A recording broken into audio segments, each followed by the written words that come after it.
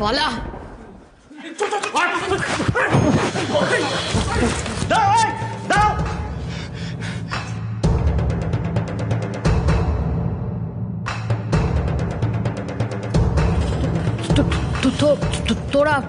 তোরা এখানে? খুব অবাক হলে তাই না? দিদি, এবার আমাদের বেরোতে হবে। কালকে তো রমিত আর তিতলির অষ্টমঙ্গলা, একবার আমাদের বাড়ি পাঠিয়ে দেবেন। অষ্টমঙ্গলার পুজোটা তো দিতে হবে। হ্যাঁ, 8 দিন তো হয়ে গেল।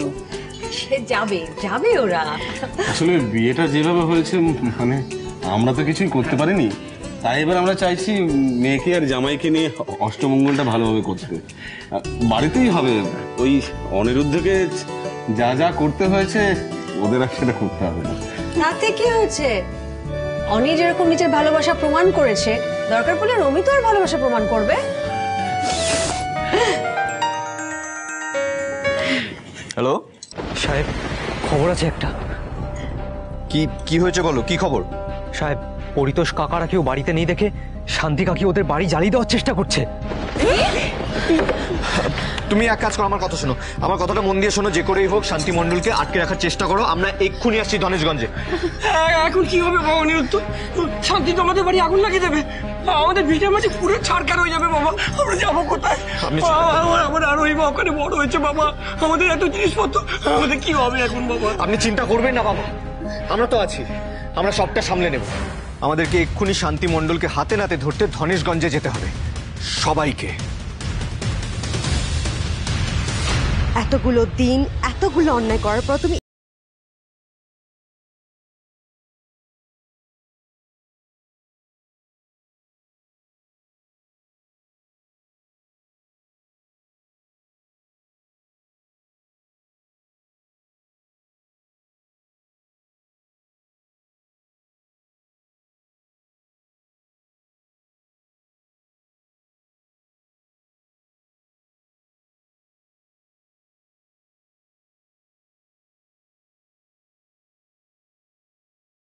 থেকে তুমি সবার অনেক ক্ষতি করেছো, অনেক অন্যায় করেছো সবার সাথে। এবার তার হিসেব নিকেশের পালা। ঠিক যেমন আপনার ছেলে তার যোগ্য জায়গায় পৌঁছে গেছে, আজকে আপনিও ঠিক সেই জায়গাতেই যাবেন। ভুল করে ফেলেছি, ভুল করে ফেলেছি। জামাই আমাকে ক্ষমা করে দাও জামাই, আমি বলছি শোনো জামাই, আমি কোনোদিন এমন কাজ আর করবো না। আর ওইটা বিশ্বাস কর, আমি কোনোদিন এমন কাজ করবো না। ক্ষমা? আর তোমাকে? তুমি তো ক্ষমার অযোগ্য শান্তি কাকি। মানুষ একবার ভুল করলে তাকে ভুল বলে মানা যায়, দুবার ভুল করলেও তাকে ভুল বলে মানা যায়, কিন্তু যে বারবার ভুল করছে সেটাকে অভ্যেস বলে শান্তি কাকি। আর অন্যের ক্ষতি করা তোমার অভ্যেসে দাঁড়িয়ে গেছে। আমি ভুল করে রাগের মাথায় আমার কাজ করে ফেলেছি, আমাকে ক্ষমা করে দে, আমাকে ক্ষমা করে দে। তোমার এই কুমিরের কান্না দেখে আর বারবার ক্ষমা চর নাটক দেখে আমরা ক্লান্ত শান্তি কাকি। তোমাকে শাস্তি দিতে দিতে আমরাও হাঁপিয়ে গেছি, কিন্তু তবুও যখন তুমি শোধরাওনি, এবার আমরা আর কিচ্ছু করবো না।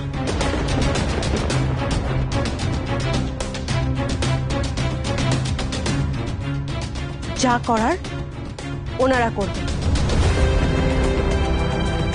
তোমাকে যা শাস্তি দেওয়ার ওনারা দেবেন।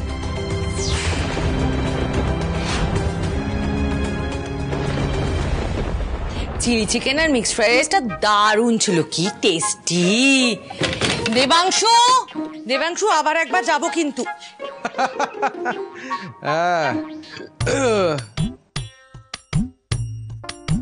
এ কি এভাবে সোফার উপর চিতির হয়ে শুয়ে আছে কেন?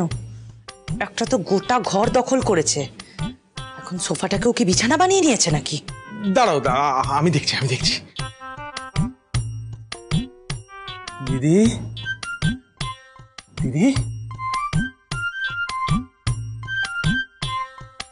এই দিদি, আমি ভয় পাস না, আমি কেউ ডাকে? না ঠিক আছে। কি করবো দিদি ভাই, আসলে একটা ঘর থাকতে তুমি এরকম ড্রয়িং রুমটাকে বেডরুম বানিয়ে নেবে, তাই জন্যই তো এইভাবে ডাকতে হলো। আর ভয় তো পেতেই হবে। ব্যাপারটা কি? আমি বাড়ি এসে দেখছি তোমরা কেউ নেই, কোথায় গিয়েছিলে? দিদি ভাই, আমরা একটু বাইরে ডিনার করতে গেছিলাম, আর আমি তো ভেবেছি আপনি বাইরে ছিলেন বলে আপনি বাইরে থেকে খাওয়া দাওয়া করে আসবেন। আই ঘর এখন কি হবে? কিছু খাওয়া দাওয়া নিয়ে আমার প্রচন্ড খিদে পেয়েছে। যাই তাহলে ফোনে একটু অর্ডার করে নি।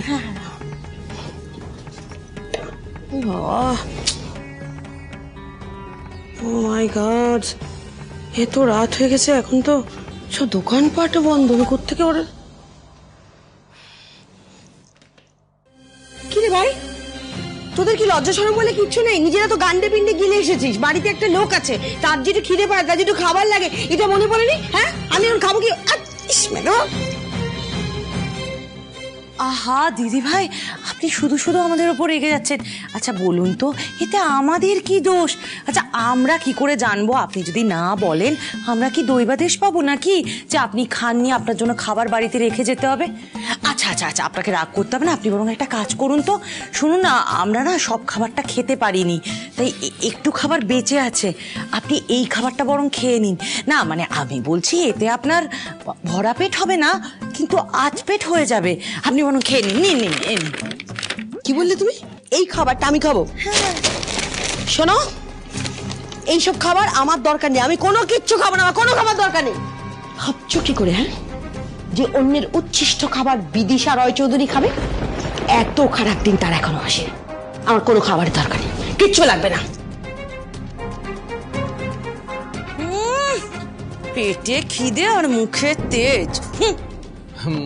মালু, মালু লক্ষ্মী সোনা মালু, আমি বলি কি, ওই ডালে চালে কোনো রকম ভাবে একটু ফুটিয়ে দাও না খিচুড়ির মতো করে। সারাটা রাত দিদিটা না খেয়ে থাকবে বলো? তুমি তো লক্ষ্মী সোনা। এই শোনো, তোমাকে না অত দিদি দিদি করতে হবে না, অত চাপ নিতে হবে না। তোমার দিদির যদি খিদে পায় এই উচ্ছিষ্ট খাবারটাই খাবে, আর এই খাবার যদি মুখে না রোচে তাহলে পেটে গামছা বেঁধে থাকবে। তুমি চলো। এতদিন এই গ্রামে থেকে তুমি সবার অনেক ক্ষতি করেছো, অনেক অন্যায় করেছো তুমি। আর নয়, এবার এই গ্রামের লোক তোমার বিচার করবে। অনেক সহ্য করেছি আমরা তোমায় শান্তি দি, আর নয়। একের পর এক অন্যায় করে গেছো, গ্রামের মোড়ল হয়ে সবার উপরে অত্যাচার করেছো, এমনকি গ্রামের মেয়ের বদনামটাও তুমি ছাড়োনি। তোমরা তোমরা আমাকে আর একটা সুযোগ দাও। আমি এমন ভুল আর কখনো করবো না।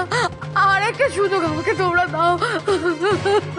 না শান্তিদি, তোমার একটাও সুযোগ দেওয়া যাবে না। প্রতিশোধ নিতে এত বদ্ধপরিকর যে একজনের বাড়িতে আগুন লাগাবার আগেও তোমার একটু হাত কাঁপছে না। বেরিয়ে যাও গ্রাম থেকে, এই মুহূর্তে তুমি গ্রাম ছেড়ে চলে যাও। আর তা না হলে ঘাড় ধাক্কা দিয়ে তোমাকে গ্রাম থেকে বার করে দেবো আমরা। না না না না না, শোনো না, তোমরা আমাকে এত বড় শাস্তি দিও না। আমি তোমাদের সামনে কাজ করছি, তোমরা বলে আমি ডাক্তার কত দেবো? আমাকে এত বড় শাস্তি তোমরা দিও না। এইসব করে কোনো লাভ হবে না শান্তিদি, তোমাকে আর এই গ্রামে রাখা যাবে না। এই তুই এখানে দাঁড়িয়ে কি করছিস? যা এখান থেকে। আর যদি কোনোদিন শান্তি দিয়ার মানিকের সাথে তোকে দেখেছি তাহলে তোকেও এই গ্রাম থেকে দূর দূর করে তাড়িয়ে দেবো। আমার ভুল হয়ে গেছে, এই কাজ আমি আর কখনো করবো না। আজ আমি প্রতিজ্ঞা করছি, আমি শান্তি কাকি আর মানিকদের মুখ কখনো দেখবো না। আমি সত্যি বলছি, আমাকে যা এখান থেকে। শান্তিদি, এরপরে যদি তুমি কিছু গন্ডগোল করো আর এই গ্রামে পা রাখো, তাহলে কিন্তু তোমাকে সোজা পুলিশে দেবো আমরা।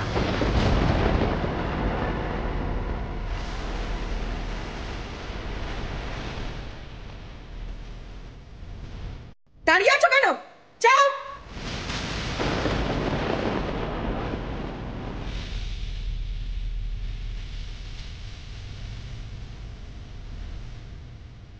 এই চলো সবাই।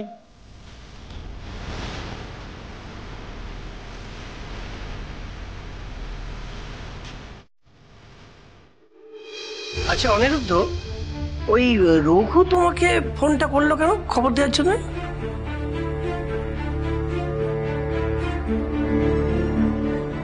ওই টাকাটা রাখো। আজ থেকে তুমি শান্তির সাথে থাকবে, কিন্তু তোমাকে আমার হয়ে কাজ করতে হবে, আমাকে সব খবর দিতে হবে। আর যদি সেটা না করো তাহলে তোমার এগেইনস্টে সব এভিডেন্স জোগাড় করে তোমায় এমন ফাঁসাবো যে সারা জীবন তোমাকে জেলে থাকতে হবে। সাহেব আমি আপনাকে কথা দিচ্ছি, আমি আর কোনোদিন ওই শান্তি কাকির হয়ে কাজ করব না। আসলে আমাকে দায়ে পড়ে ওই শান্তি কাকি আর মানিকদার হয়ে কাজ করতে হতো। কেন? আসলে আমার মা খুব অসুস্থ, মা ছাড়া আমার কেউ নেই জানেন তো। সেই মায়ের অসুখের টাকা জোগাড় করার জন্যই আমি শান্তি কাকি আর মানিকদার হয়ে কাজ করি। আমি পড়াশোনাও জানি, নেহাত কোনো চাকরি বাকরি পাইনি বলে তাই আজ মানিকদার সাগরেদ হয়ে রয়েছি। নাহলে এরকম একটা কাজ কেউ করে? আপনি বলুন না, করে কেউ এরকম একটা কাজ? তোমাকে এসব নিয়ে চিন্তা করতে হবে না। তুমি আগে আমার কাজটা ভালো মতন করে দাও, তারপরে আমি তোমার কাজের ব্যবস্থা করে দেবো, ঠিক আছে? আমি রাজি সাহেব, আমি রাজি। আপনি যা বলবেন আমি তাই করতে রাজি। আপনি যা বলবেন আমি তাই করতে রাজি। আচ্ছা ঠিক আছে, ওঠো ওঠো ওঠো ওঠো ওঠো। এই জন্যই বলে ভালো লোকদের সঙ্গে সবসময় ঠাকুর ভালোই করেন। মাম্মাম, আরো তুমি এখানে কি করে এলে? বাড়ি থেকে সামলানো যাচ্ছিল না, তা দেখলাম এখানে যখন সব ঝামেলা মিটেই গেছে তাই ওকে নিয়ে চলে এলাম। বায়না করছিলে? বেশ করেছি কাকা, এসো। বাবা দেখো তোমার নাতনি কিন্তু খুব বায়না শিখেছে, দেখে তো ঠিক চলে এসেছে। অনেক তো বলছি, এত কষ্ট করে যখন এত দূর থেকে এলে কটা দিন কাটিয়ে যাও না। হ্যাঁ বাবা, আমার তো থাকতে খুব ইচ্ছা করছে, কিন্তু আরো স্কুল আছে বুঝলে, আর ওনার অফিসে অনেক কাজ। একটা কাজ করো, তিতলি রমি থেকে যা করে অষ্টমঙ্গলে কাটিয়ে একেবারে যাবে। আমার তেমন কোনো কাজ নেই অফিসের, আই উইল ম্যানেজ। এই তো পরে স্কুলে না গেলে কিচ্ছু হবে না। মাম্মাম থাকি না প্লিজ। তাহলে সব সমস্যার সমাধান হয়ে গেল। থাক আরোই থাক, দেখি আমার মাকে। তুমি থাকবে? শুধু স্কুল বাকি দেওয়া জানো। যে দেখো অনেক রাত হয়ে গেছে, তুমি আর বেশি রাত করো না, তুমি ড্রাইভারকে নিয়ে বরং বাড়ি ফিরে যাও। কেন এর কাকা থাকবে না? না না, আমার থাকাবে না, বাড়িতে এত কাজ কে সামলাবে? হ্যাঁ হ্যাঁ, তুমি এবার বেরিয়ে যাও, অনেক রাত হয়ে গেছে। আসছি আসছি। সাবধানে যেও। চলো। ছুটি তো পড়াশোনা করতে হবে না, খুব মজা না?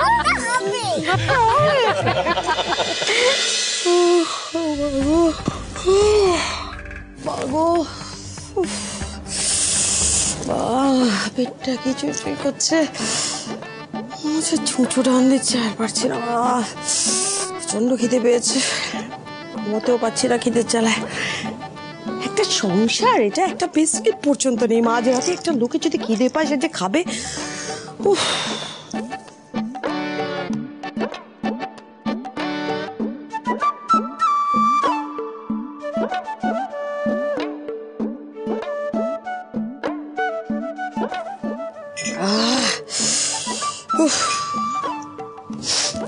জল খেয়ে শুয়ে থাকি।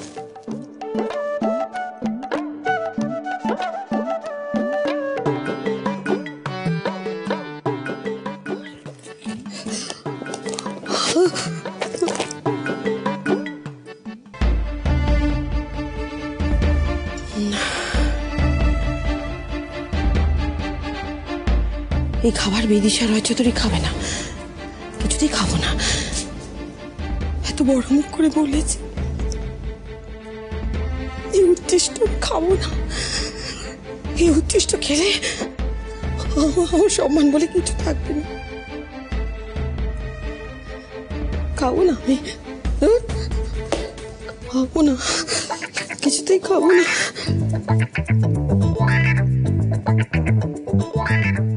করি আমি খিদের চোটে তো মাথা ঘুরে অসুস্থ হয়ে যাবো। শোন আরোই, একটা কাজ কর, তুই দুই জামাই তুই আর আডুকে নিয়ে ভেতরে ঘরে গিয়ে শুয়ে পড়। আমি অনিমেষ আর মিতালি আমরা না হয় উঠোনে শুয়ে পড়ছি। মানে কেন? না জ্যাঠান, তার কোনো দরকার নেই, আমরা উঠোনে শুচ্ছি। আপনি একটা কাজ করুন, আপনি বাবার মা আপনারা ভেতরে ঘরে গিয়ে শুয়ে পড়ুন। ও মা, ছি ছি, জামাই মানুষ উঠোনে শোবে, তা আবার হয় নাকি? হয়, আলবাত হয়। আপনারা বাইরে শোবেন, আমরা ভেতরে। না না, আমরা বাইরে শোবো, আপনারা ভেতরে শোবেন, ডিল ফাইনাল। শোনো না বাবা, বাবা কেন জোর করছেন? আপনারা শুয়ে পড়ুন না ভেতরে, আমরা বাইরে শুয়ে পড়বো, কোনো অসুবিধা নেই। কি হলো? দাঁড়িয়ে দাঁড়িয়ে তামাশা দেখছেন, কিছু বলতে পারছেন আপনি? বলছি বাবা, শোনো বাবা, উনি একদম ঠিক কথা বলেছেন। তুমি আরো ছোট, এখন সিজন চেঞ্জ হচ্ছে, ঠান্ডা ঠান্ডা লেগে যাবে। তুমি আরুকে নিয়ে আর কাকা কাকি গিয়ে ঘরে শুয়ে পড়ো, আমরা এখানে শুয়ে পড়ছি। আর দেখো তোমার শরীরটা এমনি ভালো নেই, ঠান্ডা ধাত আছে। যাও, কথা শোনো, ঘরে গিয়ে শুয়ে পড়ো। ঠিক আছে দাদা গো, চলো চলো, এরা কেউ আমাদের কথা শুনবে না। একদম ঠিক, শুনবো না। তিতলি শোনো বাবা, একটু চলো না, খাটে এগুলো পেটে দিকে হেল্প করো আমাকে একটু। তাহলে আমি বালিশের চাদরগুলো নিয়ে আসি। আচ্ছা আচ্ছা, ছটপট যা।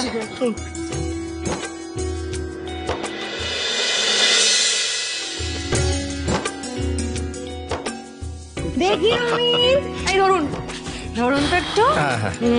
বালিশ ফালিশ এমনি এমনি শোবে বালিশ ছাড়া।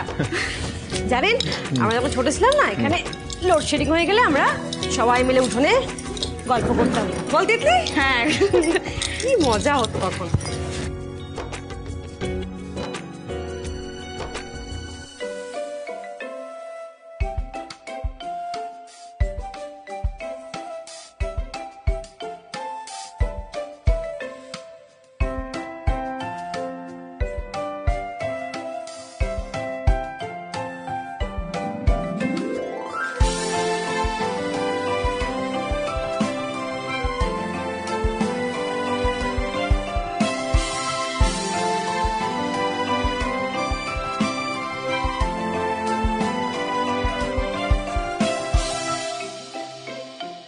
এই যে রমিত, তুমি আর তোমার দাদা ভাই খাটে শুয়ে পড়ো, আমি আর তিতলি খাটিয়ে শুয়ে পড়ছি, ঠিক আছে? কি আবার আলাদা আলাদা কেন? রমিত তিতলির সাথে শুয়ে পড়বে, হ্যাঁ, তাতে আমাদের কোনো অসুবিধা নেই, তাই না? কি রে রমিত, তোর কোনো অসুবিধা নেই? দেখুন কোনো অসুবিধা নেই, আসুন শুয়ে পড়ি, অনেক রাত হয়ে গেছে, বেশি রাত করতে নেই, আসুন। ঘুম পেয়েছে। আরে প্রিন্সেস, প্রিন্সেস এখনো জেগে আছে? জেগে আছো কেন? এখনো অনেক রাত হয়েছে বেটা, যাও গিয়ে ঘুমিয়ে পড়ো। পাপা আমার ঘুম পাচ্ছে না। মাম্মা একটা স্টোরি শোনাও না। এই আরো একটা হরর স্টোরি শুনবে? এই কোন স্টোরি? আরে ওই স্টোরিটা বল, ওই স্টোরিটা, ওই স্টোরিটা। আরু চলো চলো আমরা গল্প শুনবো, চলো চলো চলো চলো চলো। বসো বসো বসো, বসো, গল্প শোনো। বস, গল্প শোন, আর কি করবি, শোন গল্প। তাহলে শোনো, আমাদের গ্রামে একজন মহিলা ছিল, তার নাম ছিল পুতনা। তার ভারী শখ ছিল সে বিয়ে করবে, তারপর তার বিয়ে ঠিকও হলো, কিন্তু বিয়ের দিন সকালবেলা ঘটে যায় একটা দুর্ঘটনা। পুকুরে স্নান করতে গিয়ে হঠাৎ করে সে পা পিছলে পড়ে যায়। আরে আমার লেগেছে, সরি। ব্যাস, তারপর তার বিয়ের শখও যা হয় মিটলো না, আত্মাটাও শান্তি পেল না, জানো রমিত? বলছি একটু খাওয়ার জল। চুপ করে গল্প শুনুন। ঠিক আছে। মানে আত্মা শান্তি পায়নি তো, তো তারপর থেকে শুনেছি ও নাকি গ্রামে ঘুরে বেড়ায়, সবার মুখে শুনেছি আর কি। মানে সবাই বলে যে ওর তো খুব বিয়ের শখ, তাই গ্রামে কোনো জামাই এলে ও তাকে বিয়ে করবে, আর তারপর সেই ছেলেকে নিয়ে সে আবার চলেও যাবে। হ্যাঁ, তারপরে তো রতন কাকুর মেয়ের বড় দেখতে পেয়েছিল। হ্যাঁ, সে নাকি আবার সাদা শাড়ি পরে এসেছিল। হ্যাঁ, হাতে সব বড় বড় নখ, হ্যাঁ, তারপর বড় বড় নখ। তারপরে সেই জামাইকে পছন্দ হয়নি, ছেড়ে চলে গেছিল, সেটা আলাদা ব্যাপার। পুতনা তো এখানেও আসতে পারে। হ্যাঁ, আসতে পারি তো। গুজব গুজব, গুজবে কান দেবে না কখনো প্রিন্সেস, এগুলো সব বাজে কথা, ভূত বলে কিছু হয় নাকি? সমস্ত ফালতু। কি করছিস? আরে আমি তো ভয় পেয়ে গেছি। এরকম করিস না। আরো গল্প শেষ, যাও ঘুমোতে যাও, অনেক রাত হয়ে গেছে, গুড নাইট। হ্যাঁ যাচ্ছি বাবা। যাও আরু, ঘুমিয়ে পড়ো। যাচ্ছি মাম্মা। যাও যাও যাও। ঠিক আছে, আপনারা তাহলে শুয়ে পড়ুন। চল তিতলি, আমরা শুয়ে পড়ি। বলছিলাম কি আমি আর শুয়ে পড়ুন। কি ব্যবহার, চল। হাই বোন, তুই কোথায় শুবি? এই পাশে, ও পাশে।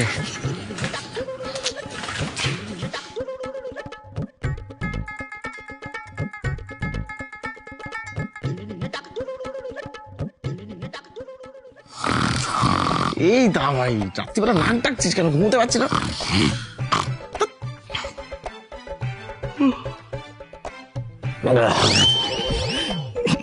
আরে শোন না, ওদিকে সরেছ তুই, গায়ের উপরে পা তুলছিস কেন? মোটা মোটা পা এক্সারসাইজ করে না কিছু না, সারাদিন পরে পরে ঘুমোয়, কাজকর্ম কিছু করে। ওদিকে সর, ওদিকে জায়গা আছে তো। আরে না না, তুই রাত্রিবেলা মাছ বাড়ি ঘুমোতে পারছিস, তুই জানিস না? আরে পাঁচ বালিশ নেই, এখন এটা ম্যানেজ করতে হবে। নিজে আইসো, চুপ কর। নিজেদের মধ্যে ঝগড়া করে লাভ নেই। এক কাজ কর, তুই গিয়ে তিতলির সাথে শুয়ে পড়, আমি আরো একে ডেকে নিয়ে আসি। হ্যাঁ, কিন্তু বাড়ির লোক যদি রাত্রিবেলা উঠে আসে তখন কি হবে? হ্যাঁ, তাও তো, যদি উঠে আসার আগে আমরা ভোরবেলা যে যার জায়গায় এসে আবার শুয়ে পড়বো, কেউ টের পাবে না। দারুণ আইডিয়া। চল চল।